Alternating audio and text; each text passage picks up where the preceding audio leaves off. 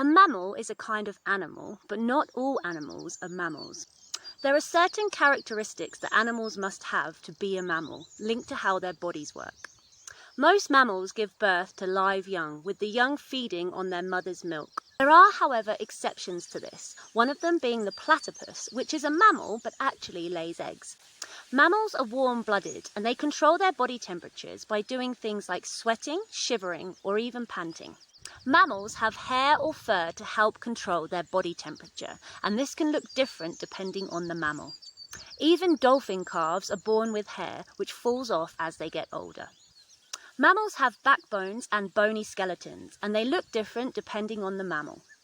Animals with backbones are called vertebrates. Mammals also usually have large brains compared to their body size.